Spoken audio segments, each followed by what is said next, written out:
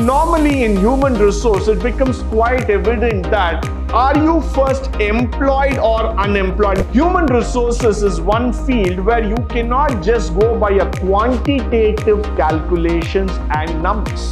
There are companies who have defined the rules n number of times and they've come up with a whole new lot of working rules and regulations. Why do people try to shrug away from their responsibility?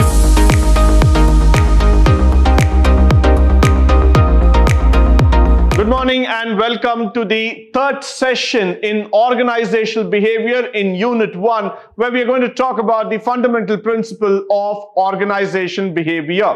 So moving forward, the field of organizational behavior, which is very, very important for us to know. Why? Because this is actually a study that tries to influence the individual's, groups, structure, behavior within the organization. So we are talking about a subject which is trying to influence the human behavior, the attitude, personality, and so many other factors that are coming within the organization. Now, when you talk about organizations today, which are having hundreds and thousands of people working from different background, culture, values, and principle, it becomes very difficult for the company to maintain the ethos, to maintain the unity among the employees and go forward. So that is why organization behavior as a subject, as a study, became very relevant to the modern working scenario. Now, what happens here is that one side you are dealing with highly intellectuals who are trying to apply their knowledge for the development of self and organization. This is one side of the story. The other side is that you will also see that there has been a rising conflict in terms of the organizational unity principles or the way how the organization functions itself. So what we are trying to do with the study of OB, the organizational behavior, is that we are trying to improve, we are trying to make the organization look even more effective. Try to go that extra mile in terms of understanding principles and the practices. So it's very important here for all of us to understand that we try to understand the individual, his needs, his expectations, the way how he needs to behave, how he needs to take forward an organizational vision, ideas in terms of overall growth. Secondly, what is happening today is that most of the organizations have come up with their own rules and regulations, the do's and don'ts, and they have a very, very elaborate policy that governs on the behavioral pattern of an individual. No doubt about it, because this is how most of the corporates, the multinational companies have tried to define them. So now what is happening is that more than your subject knowledge or your role that you are going to play inside the organization, the other aspects, that is the human resources related aspect, is gaining a center stage. Why? Because you need to understand with the different kinds of working patterns that are emerging today. This organizational behavior study is becoming even more important. You need to understand with the various mood swings, you need to understand with the pressure, you need to understand with the deadlines, the due dates, all those kind of things that have been acting upon the employees. So definitely the field of organization behavior is going to be very important in the modern days. Now, moving further, what are the focal points, the most important points of organization behavior? Jobs, work, absenteeism, employment turnover, productivity, human performance, management. Of course, you might like to say that these words look repeated to me, these words look quite similar to me, but then let's try to understand in depth what are the meaning of all these kind of things. When I just talk about the word job, normally in human resource, it becomes quite evident that are you first employed or unemployed? This question is a very, very important question. because that is really going to affect the mindset of an individual. Moment you say that you are employed in a particular place, trying to do some job, whatever kind of job, that might be a white collared or a blue collared employment, but then you are employed. So you have been engaged in some productive activity starting from 9 to 5 or 8 hours a day, 9 hours a day, whatever is that, automatically your mindset is different. You are completely busy. You are trying to do a normal kind of activity. But moment your mind goes the other way, you feel that you are unemployed, you don't have a job in your hand, things are completely falling apart, then automatically the mindset of the employee is affected. He doesn't want to be a part of that scenario. He feels that he is completely let down. So the concept of job is very, very important to the modern scenario, and the word job will definitely play a significant role when it comes to the field of organization behavior. Work. Now, when you start moving from job to work, work is specific in nature. That's what I want to derive in this particular session. So when I say that work, it is specific. The nature of work, the kind of activity that you are involved on a daily basis. Now, that might be something like a software job, or it might be something like a training job, or it might be something related to financial, it might be related to something which is more intrinsic in nature or more physical in nature. But then what is important here is that the nature of work. Because the nature of work will again determine your personality, will determine your aspects of behavior, how you are taking it forward, how you are looking at the job itself. So the work is a very, very important factor. The nature of work, how you are working, what kind of employment are you there. Absenteeism. Now, this is one thing what OB or any other factors have been trying to talk about. When you look into an organization, absenteeism is not something new. It is a very, very common factor that you can see across any kind of MNC. Why do people try to shrug away from their responsibility? Why do people don't want to do the job that is being assigned to them? It's probably because I am not interested in doing that exercise again and again. Probably that work is not getting onto my mindset. I'm feeling completely bored. It is not challenging. It is not giving me any sort of return, or I am not being benefited because of that kind of work.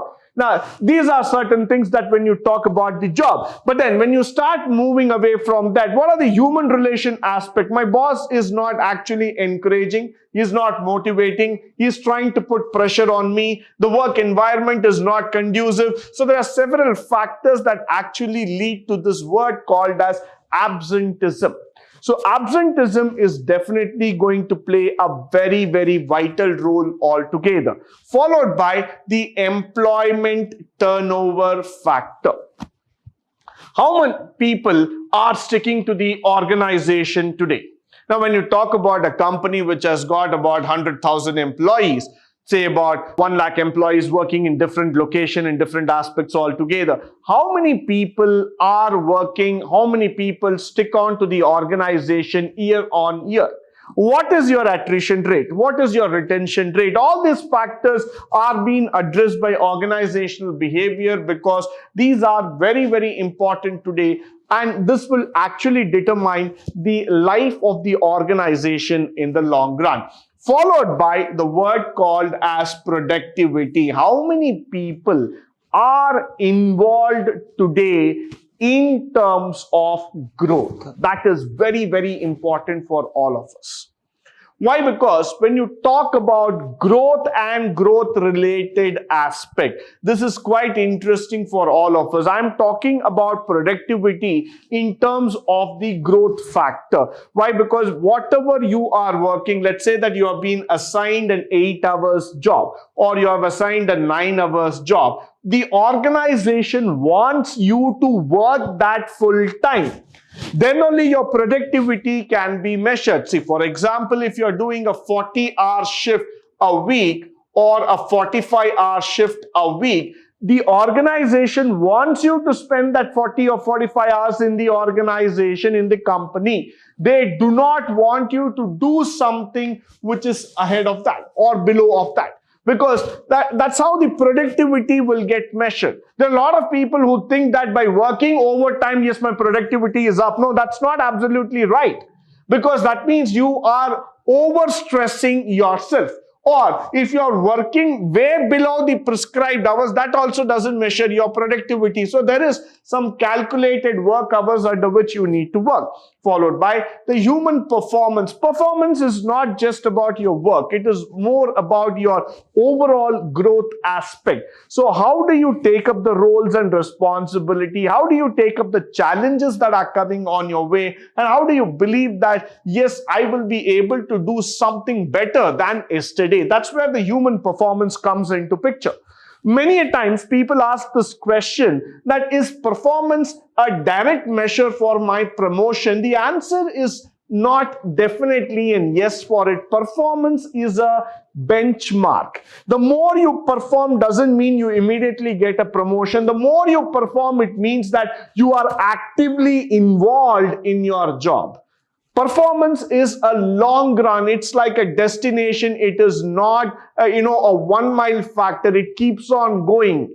Now, the last thing is the management factor. How good the management are there with you in terms of encouraging the people, in terms of letting them know how things are moving. So all these factors will definitely play a significant role in the governing of organization behavior and the growth. Now, if the management is good, the management is encouraging, they are taking care of the people, automatically the workers will put in a lot of effort and the organizational growth will definitely happen. Moving further, the contributing disciplines to the OB field, that is on the micro level, we are going to talk about the individual, and the macro level, we are going to talk about groups and organization. But before that, psychology, social psychology, sociology, and then anthropology, these are all some of the fields which are contributing definitely for the study of organization behavior field. So these are all the fundamental aspects on which the OB is related. Why? Because when you talk about the organization behavior field, you have an individual here and you have an organization. Both of them are interlinked. They are connected to each other. Every single individual will form the organization, and every single organization comprises of millions of individuals. So that's how the field of organizational behavior is well knit. It's well connected altogether, followed by the few obsoletes in organization behavior. It is impossible to make simple and accurate generalization. Now, let me just dwell on this point for a minute. Why? Because human resources is one field where you cannot just go by a quantitative calculations and numbers. You cannot say exactly that a human being will work 9.00 hours every day. There might be time when he might finish the job in 7.5 hours, 8 hours, or 8.5 hours. We do not know. Why? Because human beings are not robots. They are not machine-driven people. They are mind-driven people.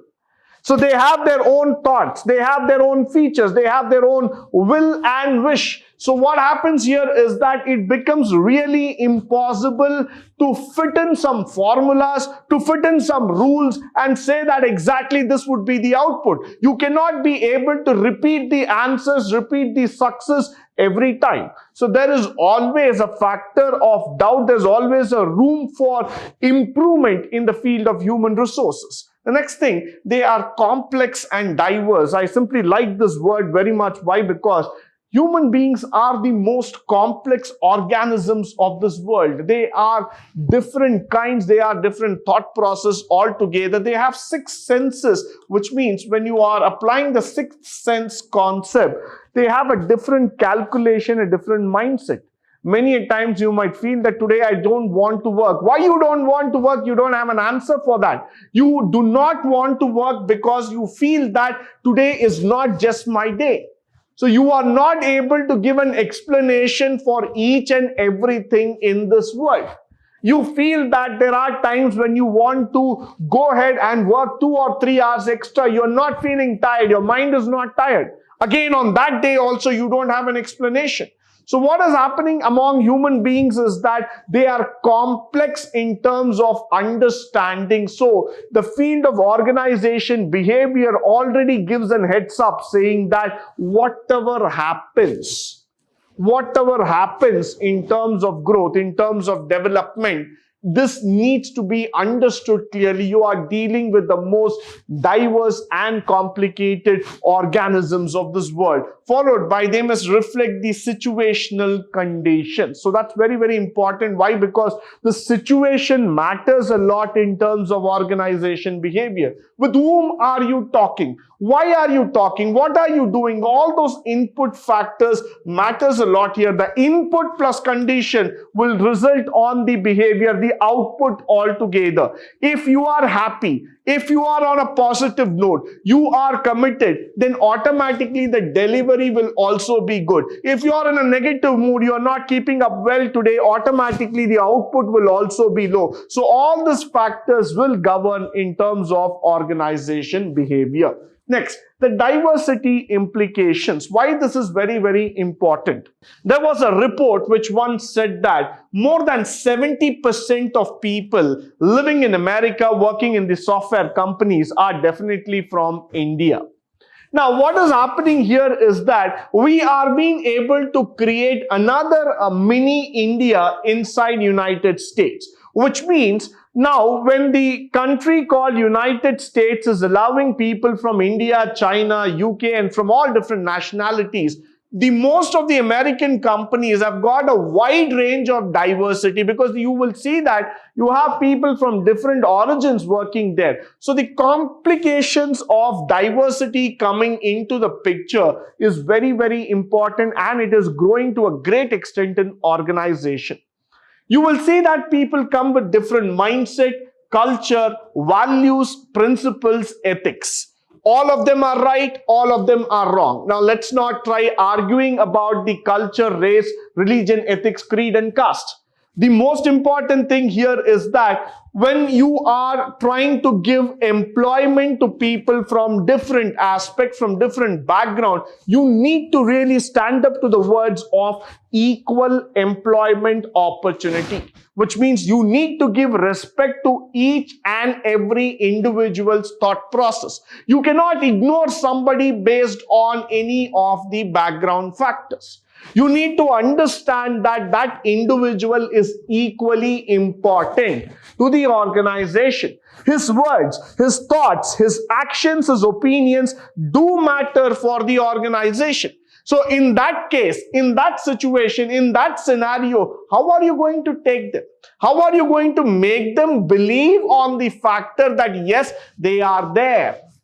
They are also an important factor to the growth. So that is why diversity is becoming a very, very important thought process altogether, and that has to be there in terms of understanding. Moving further, let's try to understand what does organization behavior offers insight in terms of improving the quality and productivity, which is very, very important, because if you're not quality oriented, then automatically your productivity also starts coming down, followed by customer service and building a customer responsive culture. So which means you say that suppose I have not built a responsive culture altogether, that also affects developing people skills, because it's very important for all of us. If you don't have good people skills, if you don't have a good communication, if you're not able to build relations with your employees in the organization, if you're not able to bring a harmonious culture, a harmony among the people there, then automatically you lose out. So OB definitely brings a lot of insight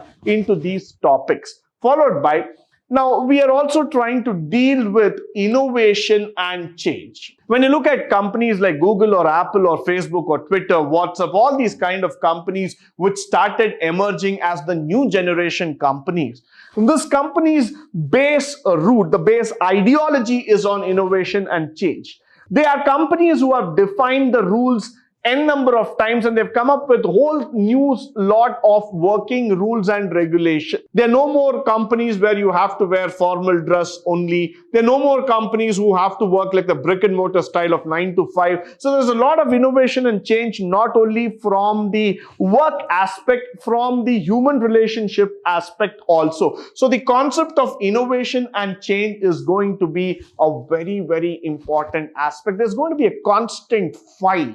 There's going to be a constant challenge between the old generation companies and the new generation companies, trying to understand which is better, which is bright, which is good for the employees. Now, the increasing temporariness at the workplace. This is a very, very important concept which I want to talk upon today. Many people are today adopting a culture where they are not getting completely loyal to the company. They don't want to be loyal.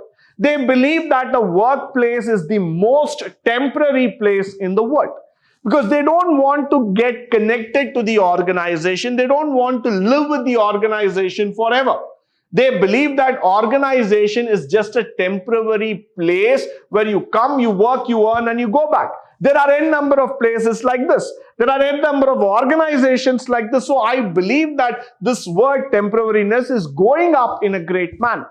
Followed by helping employees balance work-life condition is another very big challenge. Why? Because you would see that many a times either the work pressure is too high or too low. Employees are not able to meet the deadlines. The pressure is going up. Other side, you see that work from home conditions, all these aspects are putting them completely on the low aspect altogether. So all these things are very, very important. Improving the ethical behavior, that also matters a lot.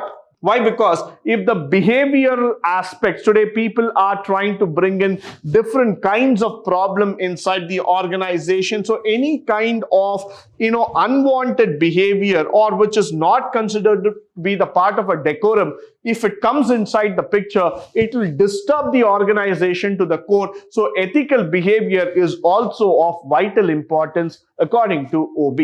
Followed by thinking positive. This is very important. Why? Because positive organizational scholarship will help you to develop human strength, foster vitality, resilience, and a better growth aspect. Focus on employee strength and not on their weakness. This word is very, very important.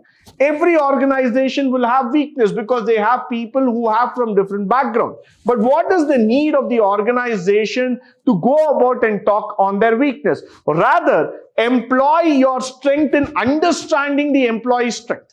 Employ your focus towards the employee's strength so that you will be able to do better. You will be able to go further. You will be able to understand that organization can do much more better and get even more better results. The concentration needs to be in creating employee satisfaction and happiness. That is what will drive the organization to greater heights. So let's try to focus on that. Let's try to build an organization which is holistic in nature, which is able to accommodate everybody's thought process and grow in a successful way. Now, what are the three levels of OB? One, we start with the individual level, we go to the group level, then we go up to the organizational level. So all these three levels are very important. Why? Because it starts at that individual, at that micro level. It starts stemming up, it starts growing to the group level, and from there to the organizational level. So this is something which is closely connected, closely knitted. This is a very, very important concept that one has to understand. OB can never be understood as an isolated island. You cannot do that practice at all. It is at every single level, starting from the smallest individual to the largest organization in the world. Organization behavior exists, and this is mandatory for all of us that we understand it in the most clear and concise manner. So when we talk about the implications for managers, the insights to improve people's skills, valuing of the workforce diversity, empowering people to create a positive work environment, and dealing with labor shortages, coping up with the world temporariness, and creating an ethically healthy work. All these things are very, very important from the field of organization behavior. These are not just points to be remembered and forgotten, but these are all the points that you need to practice and bring into the regular work environment. That will make the business even look better. So that's why I would say that for the managers, OB is the most important thing that you need to practice on the daily basis. Now, what is that we need to keep in mind when we are practicing organization behaviors policies? One is that you will try to understand and predict the human behaviors as far and as quick as possible. Fundamental consistencies underlie the behavior, so it's always there. Number two, this is more important than ever to learn the OB concepts, and both managers and employees should participate with the organization behavioral practices. So this is very, very important that all of us understand and take it forward as a team, as an entity altogether. This is not something which is theoretical, but this is highly practical in nature. With this, I come to the end of this particular session. I hope and believe all the resources that have been shared with you in this particular session will be of a great help. In the upcoming session, we will be trying to understand the further aspects of OB, especially from the organizational behavior, challenging standpoints, and the new things that are happening in this field. Until then, stay tuned, stay blessed, and stay enlightened forever. Thank you once again for joining me today on this wonderful session.